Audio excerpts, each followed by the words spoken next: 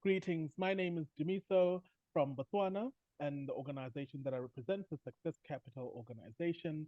We're having conversations commemorating Transgender Day of Visibility. And I am speaking to you with Saro from Pakistan, which, oh my God, I said that again. Oh, sorry.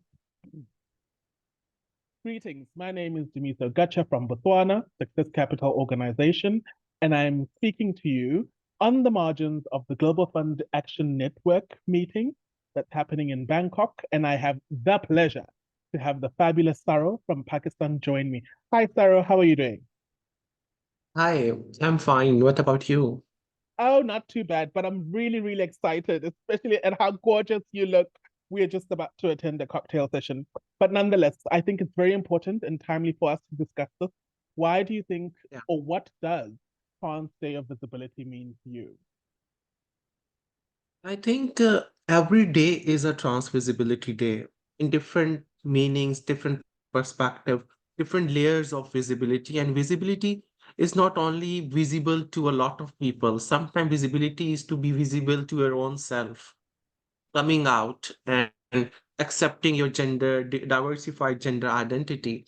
And overall, like coming towards like the a specific day, I guess like the grassroots level voices, the voices of the transgender people which were never heard should be the part of the mainstream agenda. And we should act as a mediators between connecting the people who are on the very marginalized edge, like marginalized among the marginalized, and highlight their voices on national, global, regional level. Thank you, Sarah. And I mean, I really value you saying that, like every day is Trans Visibility Day. And I think that's important, right? Because existence is resistance, number one. And then secondly, when you speak about, folks who are in the margins and acknowledging that there's so many different trans folks who are not always able to participate meaningfully, get equal opportunities. I think then the question really is, what do you think, or where do you think are some of those solutions, especially from a grassroots perspective, that you, in your work, you found being very critical to the upliftment of trans and gender diverse folks? So basically, I think that now this is an era of intersectionality. We cannot put efforts on one direction and expect that it will be sorted out as a in a sustainable way. For example, when we talk about health, it is very much interlinked with the legal gender recognition. Legal gender recognition is very much interlinked with the social rights. Social rights are very much interlinked with the economic rights, economic justice, financial freedom. So I guess we need to mainstream the intersectionality and different overlapping thematic areas, and also put the transgender people from the marginalized global south in the decision making process rather than just as a beneficiaries. Because when the community is at the center of planning and implementing, it will have a more positive and effective impact. You actually remind me, Toni Morrison once said, I stood at the border, stood at the edge, and claimed it as central.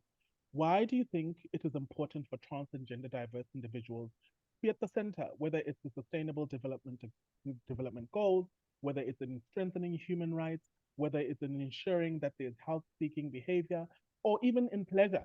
Why do we need to ensure that those who are on the margins, those who are left behind, that they can be included, that they can own and exercise agency and autonomy within the context of public, social, cultural, and religious participation?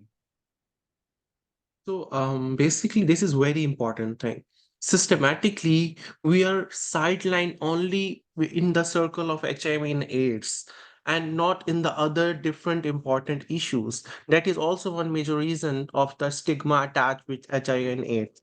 Coming towards the inclusion of transgender or gender diversified people in the mainstream discussions in different topics, different layers, and different issues are very important. But the thing is that their inclusion is not enough. They're meaningful. It should be meaningful inclusion, because I have seen a lot of tokenism that many big organizations, either public, private, corporate, just to ensure, just to tick mark their gender as their diversity and inclusion component, they invite us, but it is just a tokenism. And also, we need to take one extra step to include the transgender people in the uh, areas, in the find some high level political forum, um, health congress, etc. And not only the people who are empowered, but also the people who are more marginalized among the marginalized communities. For example, Pakistan does not mean only Islamabad. US does not mean Washington, D.C. India does not mean Delhi, or Bangladesh does not mean only Dhaka. So, if you do an analysis, majority of the resources, either technically or financially, are implemented or utilized in the big metropolitan cities in any country. But more than 75% of the transgender population, for instance, in Pakistan, does not live in metropolitan cities. So they are also excluded. So we need to move forward with a very innovative arrangements in which actually no one should be left out, keeping in view the geographical justice thing. Mhm. And as you're sharing that, I'm realizing in many instances, when we talk about knowledge protection or when we talk about research, it means that those who are outliers don't meet, they're not part of the averages, which means they're not part of the statistics, right? They're not counted. And then also we know that that means that there's a lot of underreporting, whether it's on gender-based violence, on hate speech, or in instances where there is police harassment. And so I think then the real question for me is also looking at, in many instances, folks can't exercise agency and autonomy because they don't have options or that the opportunities don't present themselves. And I think it's important for us to then not only think about social protection, but also what does economic participation mean, whether it's informal trading, whether it's the workplace. And I think it would be great, for you to share in terms of some of your work. What does, in terms of economic inclusion of trans folks in Pakistan, is there research work that you've done? Are there any insights that would be invaluable? Because I think in many contexts, you'd find that it's quite universal and shared. Yeah. I start working for the youth and gender diversified communities back in 2013. What I realized after working so many years from grassroots level to national to international level, that only social justice is not sufficient. We want to see a sustainable development and growth. Number second, majority of human right violations happening on the transgender people, including murders, biggest one fact is that the victims, the transgender people, are dependent on their abusers financially and economically. And money holds power, and that power gap is a big way of exploitation, threats, human right violations. Then uh, I have done a national level research in Pakistan, understanding opportunities and obstacles faced by Pakistani transit entrepreneurs, and that was published by Royal Commonwealth Society, UK. Uh, Unfortunately, we have not seen a single transgender beneficiary in the mainstream venture capital programs, financial inclusion initiatives. Every uh, uh, um, population, according to their reports, are divided into men and women. But gender is beyond men and women, and even they are not given spaces in incubation labs in the mainstream financial markets. So the idea came into my mind with my other fellow transgender activists to build a something that works specifically for the economic justice of the transgender people, especially transgender women. So we developed Pink Center. Pink Center is a platform to boost transgender entrepreneurship and economic empowerment with different innovative strategies that includes training, capacity building, mentorship, informal peer education, and connecting them with the potential organization or stakeholders from where they can get um, financial or technical support that they need. Um, so I guess and it is a fact that the transgender people who are financially empowered are less exposed to human right violations.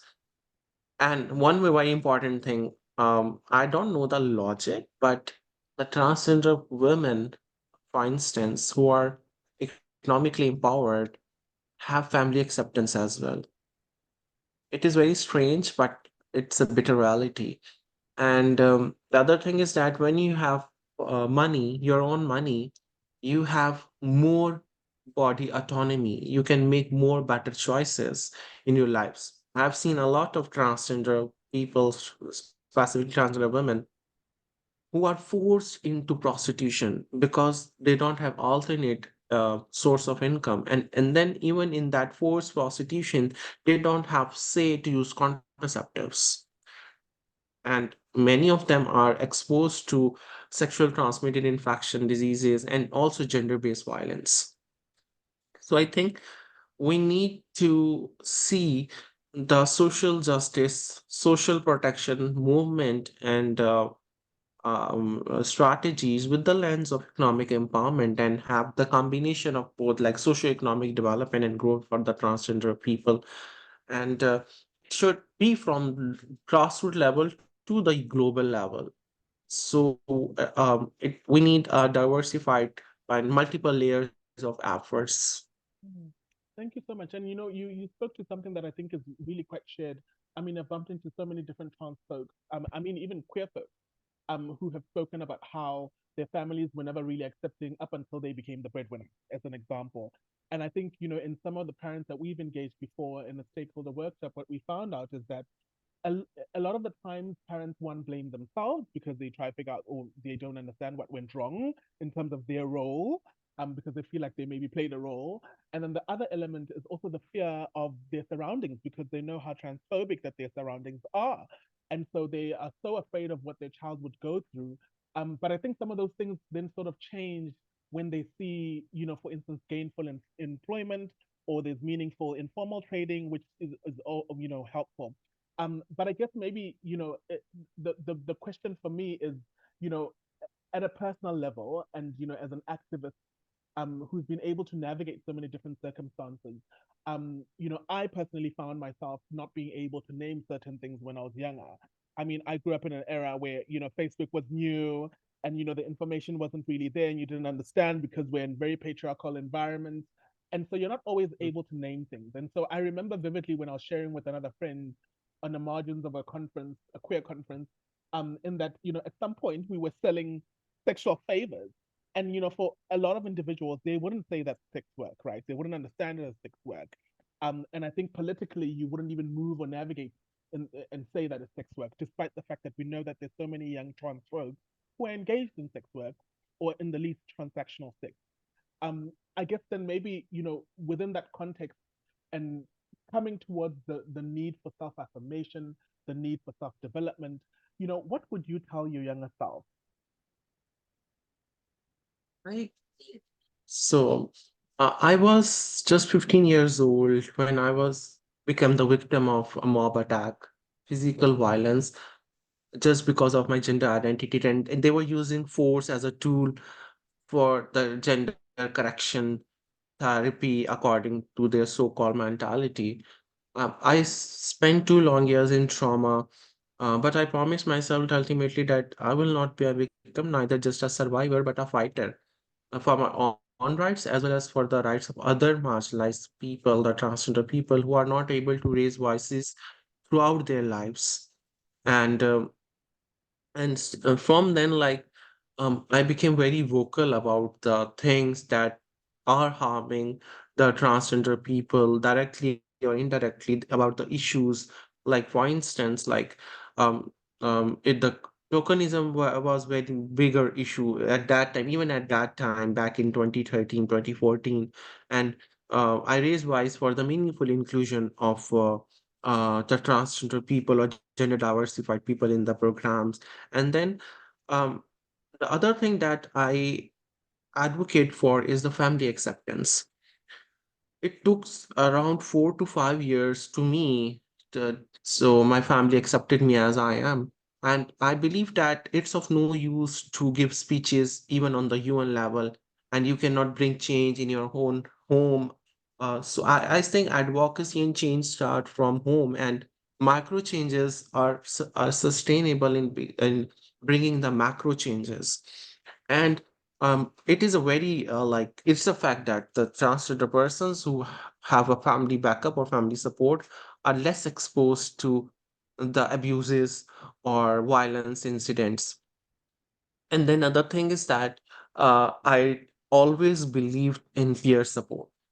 So in South Asia, there is a culture, Khwajisara culture, that is also called a Hijra culture, in which we have a very a rich history of the transgender people, even in the Mughal era, and their very dignified role in the political, economical, social movements and the things. But and that supports it, that the culture, Khwajisra culture, is a big support for the transgender people. And I guess like we and one thing I always believed that if you want to bring change, organizations, platforms can be the value addition, but we should not be looking forward to someone else who will come and save us. We need to raise voice for our own self, for our own rights, justice, security, safety, protection, dignity. And the whole transgender movement is not about any financial benefit. It's only about the dignity and acceptance. So so it all starts from dignity and acceptance. Of course, like money is important, financial resources are important, but the center of the movement, center of the effort is the acceptance, respect, and dignity. Yeah. Thank you so much, Sarah. And I mean, when you spoke about tokenism, it also reminds me that representation doesn't always mean that it's meaningful representation, because I think we've had Yeah. many instances where that has been harmful.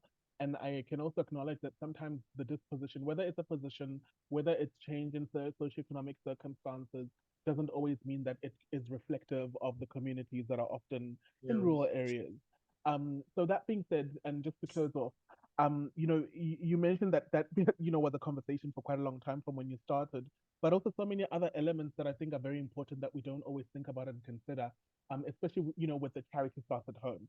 So I'm going to then ask what is the one message or set of recommendations that you'd give to funders, because I think that money is also a very important factor, and I think it's important that within the context of capitalism, if we're to sit there and say um uh resources, eh, yes, they're not a priority, but they're important. But I think when we're looking at anti-rights movements and when we're looking at, where some of the regression is, it is with those who hold money. And I think more importantly, the fact that we don't always have social, protections or income floors. The reality is that, how are we able to continue? How are we able to sustain and nourish ourselves, or even seek out rest when some of these things are not possible? And I think, when you spoke about the micro, for me, it just said so much in terms of ensuring, sustaining, funding grassroots organizations. And I think that's so Yeah. important, because I think we've seen so many instances where maybe even if it is considered a grassroots organization, but it's got more than 50,000 US dollars a year.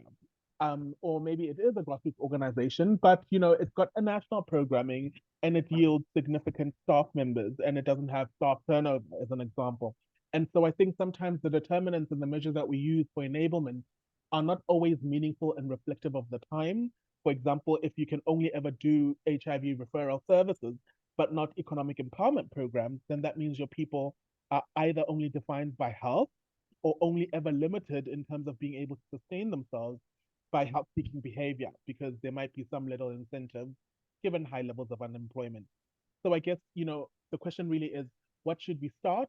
What should we stop? And what should we continue? And that would be the message to funders, enablers, UN agencies, and governments who might be progressive and enabling and accommodating for trans and gender diverse folks. Yeah, that is very important. So, as by my recommendations, number one, the accountability mechanism and the direct interaction of donors and people sitting on the global level platforms with the grassroots level community. Because there is a huge gap between the beneficiaries and the donors.